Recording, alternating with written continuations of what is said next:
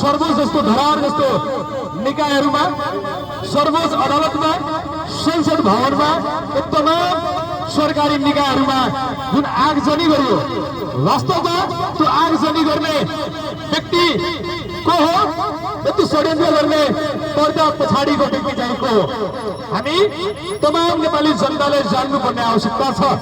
त्यस कारणले गर्दा हामी जसरी मतदान गरेर तमाम नेपालका सारा सम्पत्तिलाई ध्वस्त बनाउने जो कोही भए पनि त्यो व्यक्तिले उन्नति पाउनु हुँदैन र हरेक व्यक्तिहरू यो तमाम संविधानको मानवता, कानुनको मानवता र जनताको हित र संरक्षणको निमित्त अगाडि काम गर्नुपर्छ भन्ने हामी उद्देश्यका साथ यस घण्टाघरमा हामी सरकारलाई बचाउनको निमित्त, दबाव पैदा गर्नको निमित्त र चुनौती सहितको खबरदारी गर्नको निमित्त हामी यतिखेर तमाम जनता पुस्ता र कानुन पढ्ने विद्यार्थीहरूको सहभागितामा हामी घण्टाघर अवस्थित हामी सहभागी भएका छौँ।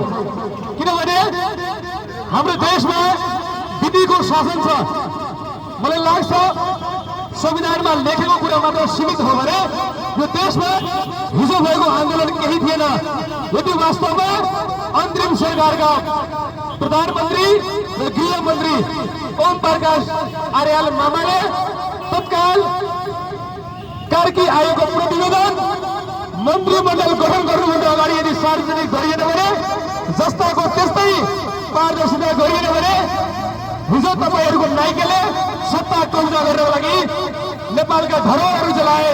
तर यदि समयमा मन्त्रीमण्डल गठन गर्नुभन्दा अगाडि कार्की आयोगको प्रतिवेदन यदि सार्वजनिक भएन भने हामी यहीबाट ठाडो चुनौती दिँदैछौँ। यदि तपाईँहरूले मनोमानी पूर्वक आफ्नो व्यक्तिहरूलाई, आसेपासे व्यक्तिहरूलाई सरकारी निकायहरूको अड्डामा भर्ती गर्नुहुन्छ भने तपाईँहरूको पनि घर पनि त्यस्तै चलाउने हामी जोर लगाउँदैनौँ। यदि तपाईँहरूले तमाम नेपाली जनतासँग घात गर्नुहुन्छ भने हामी पुस्ताहरूले पनि घातक बन्न बेर लगाउँदैनौँ। त्यसैले समयमा चेतना पुग्न जरुरी छ, समयमा बुद्धिको ढक्कन खोल्न जरुरी छ। जेनजी पुस्ताको जगमा बनेको सरकारमा तपाईँहरू आनन्द लिनुभयो, मौज मस्ती गर्नुभयो, रमाउनु भयो, पैसा कमाउनु भयो भने त्यसलाई बिर्सिनु हुँदैन।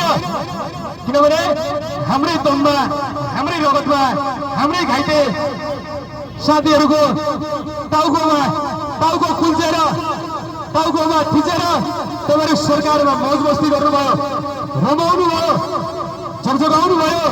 तर यसरी रह्यो भने अहिलेसम्म तपाईँमाथि हामीले गरेको विश्वास अलिकति पनि अब विश्वास गर्ने लायक तपाईँले छोड्नु भएन। किनभने संविधानले पनि व्यवस्था गरेको छ, कुनै पनि व्यक्ति यदि सरकारको कुनै पनि सरकारी निकायमा पदावधिमा काम गर्छ भने 1 महिनाभित्र त्यसले आफ्नो सम्पत्ति विवरण सार्वजनिक गर्नुपर्छ। तर आज 6 महिना बितिसके पनि तपाईँले कुनै पनि त्यस्तो सम्पत्ति विवरण सार्वजनिक गर्नु भएन भने हामी के का आधारमा तपाईँमाथि विश्वास गर्ने?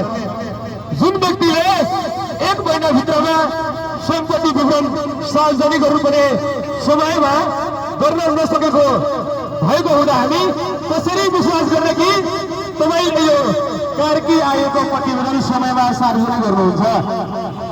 हामीलाई कतै डर छ। आजभन्दा 8 वर्ष अगाडि थरवट आन्दोलन भएको थियो, त्यति बेला पनि एउटा लाल आयोग गठन भएको थियो। लाल आयोगको गठन त्यति बेला तपाईँको वाम गठबन्धनका सरकारमा सहभागी भएका केपी ओलीका नेतृत्वको प्रधानमन्त्री हुनुहुन्थ्यो र त्यति बेला पनि लाल आयोगको प्रतिवेदन प्रक्रियाको हामी सार्वजनिक गर्छौँ, तर पनि अहिले पनि अधुरो अवस्थामा छ।